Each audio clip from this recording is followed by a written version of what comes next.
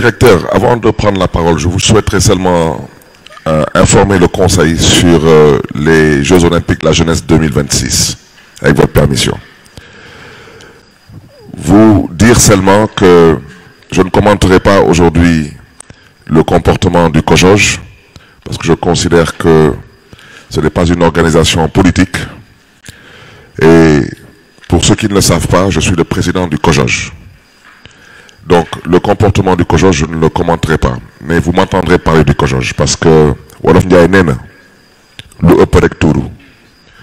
voici des gens qui ont obtenu 112 millions d'euros sur la base de la signature de la mairie de Dakar. Et le maire de Dakar qui a signé était à l'époque en prison, Khalifa Sall. Si la mairie de Dakar n'avait pas signé, n'avait pas candidaté, il n'y aurait pas de Jeux Olympiques de la jeunesse. Alors, 112 millions d'euros, je vous invite à faire le calcul. Vous êtes quasiment à 80 milliards de francs CFA. Ces gens veulent gérer l'argent tout seuls. La ville de Dakar n'a aucune visibilité et n'a même pas 1 euro là-dessus. Et ça, c'est à dénoncer. Et ça, il est temps que les Sénégalais le sachent. Quand une ville candidate pour accueillir des Jeux Olympiques, la première raison qui motive une ville pour candidater, c'est d'abord l'héritage de ces Jeux. L'héritage de ces Jeux, ça veut dire aujourd'hui, ces gens ne sont pas en mesure de vous dire ce qu'ils sont disponibles à faire pour la ville de Dakar, en termes d'infrastructure. Tous les projets qu'on leur a donnés, ils l'ont rejeté. Ils travaillent tout seuls, ils ne respectent personne. Et ça, j'ai eu à mettre les formes par rapport à ma relation avec le président Diagne Ndiaye. Mais ça, c'est terminé. Et lundi, je communiquerai sur ce scandale qui se passe au COJOJ.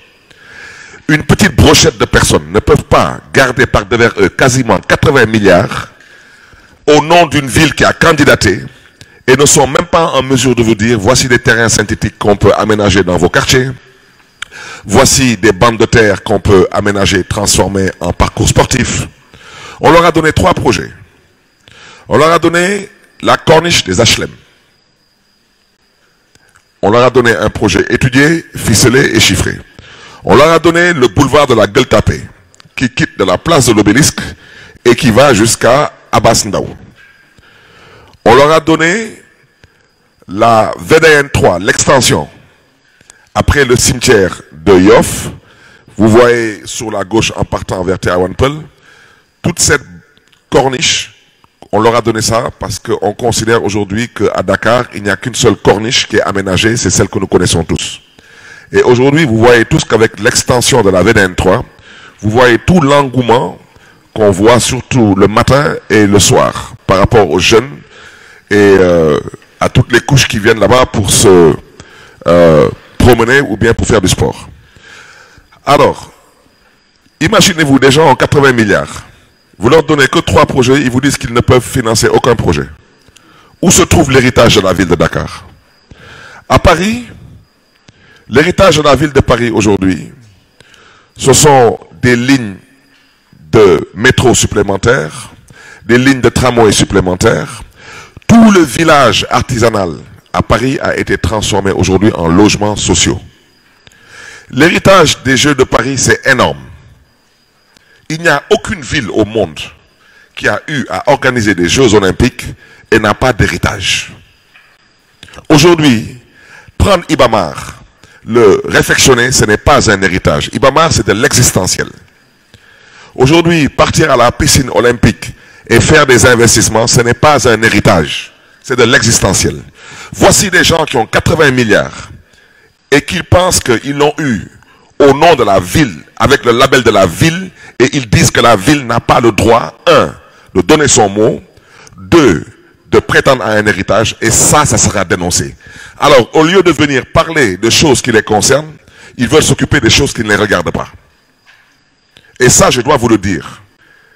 Parce que nous avons la responsabilité, pour ne pas dire nous avons le devoir, d'obtenir et d'exiger un héritage pour la ville de Dakar. Et ça, même les gens de l'Agence française de développement que nous sommes allés voir comprennent ce que nous expliquons. Aujourd'hui, est-ce que vous pensez que c'est trop demandé pour aménager la corniche des HLM? Je crois que le coût tournait autour de 3 ou 4 milliards.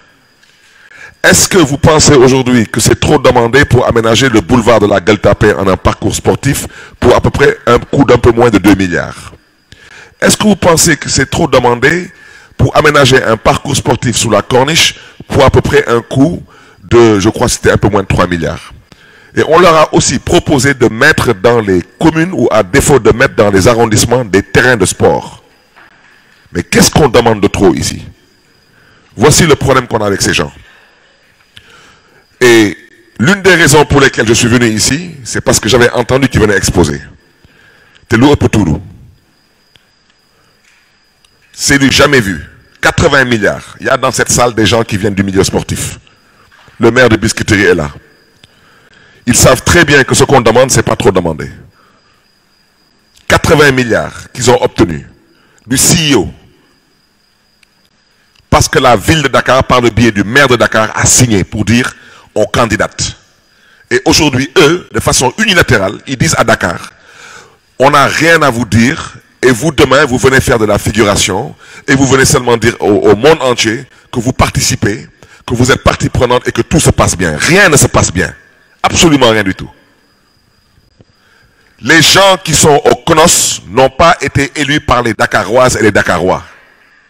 Même si les Olympiques ont une forme d'organisation, c'est un manque de respect notoire, je le répète, notoire, que de penser une minute que vous pouvez organiser des Jeux Olympiques dans une ville et prétendre que cette ville n'a pas le droit de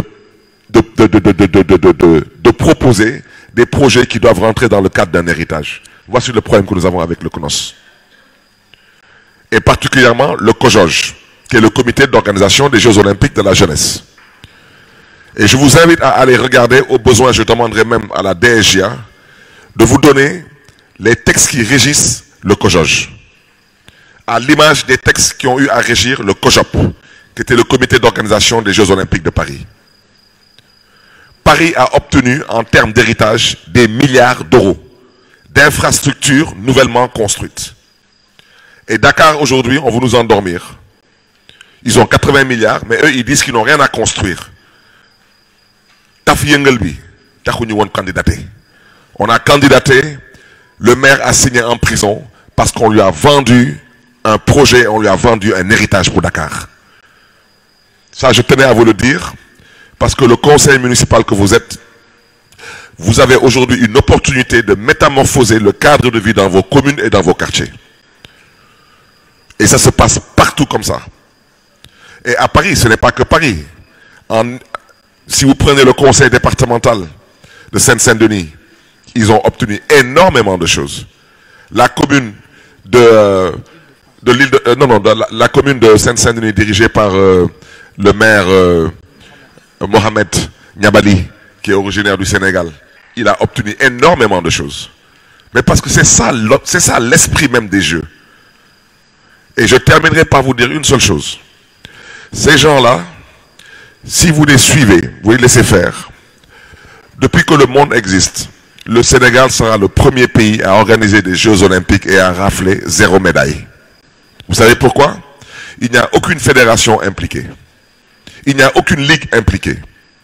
Voici le problème du COJOJ aujourd'hui et particulièrement le problème du CNOS. Et il est temps que le CEO soit informé. Alors, au lieu de venir parler aujourd'hui de choses qui les concernent, ils décident que soi-disant, ils ne rentrent pas dans la salle au prétexte qu'il y a une situation politique qui ne les regarde pas. Et je préfère ne pas parler. Parce que ces gens-là, à la limite, ils m'ont ciré les baskets pour jouer le jeu. Et je le répète, j'ai fait beaucoup de choses pour le président Ndiaye Ndiaye. Mais aujourd'hui, ce qui se passe pour l'organisation de ces Jeux Olympiques, c'est totalement inadmissible, inacceptable. Et même le gouvernement du Sénégal ne doit pas l'accepter. Parce que ces gens-là n'ont été élus par personne au prétexte qu'ils ont le droit d'avoir 80 milliards par devers eux et faire ce qu'ils veulent sans l'aval de personne. Ils sont tout seuls. Ils gèrent l'argent tout seuls, ils donnent de compte à rendre à personne. Donc ils allaient venir exposer quoi? Rien du tout. Et je parle sous le contrôle de la mémoire vivante de la ville de Dakar, l'ancien secrétaire général de la ville, M. Mourad Djei, qui est aujourd'hui le point focal au niveau du CNOS et au niveau du COJOJ. Ils ne sont même pas en mesure de vous dire qu'ils peuvent même nous offrir un terrain de football. Je ne parle pas de choses, une fois de plus, à réflexionner. Je parle de choses à construire. 80 milliards, 112 millions d'euros. Les fédérations, zéro. Les ligues, zéro. La mairie de Dakar, la ville de Dakar, en termes d'héritage, zéro. Ça veut dire quoi cette histoire? Ça, je tenais à vous le dire. Parce que la suite de ce combat, même si je ne suis pas là, vous devez vous battre pour que Dakar puisse obtenir sa place et que Dakar puisse aussi être considéré et respecté. Parce que c'est Dakar qui a candidaté, ce n'est pas le CNOS. Je vous remercie.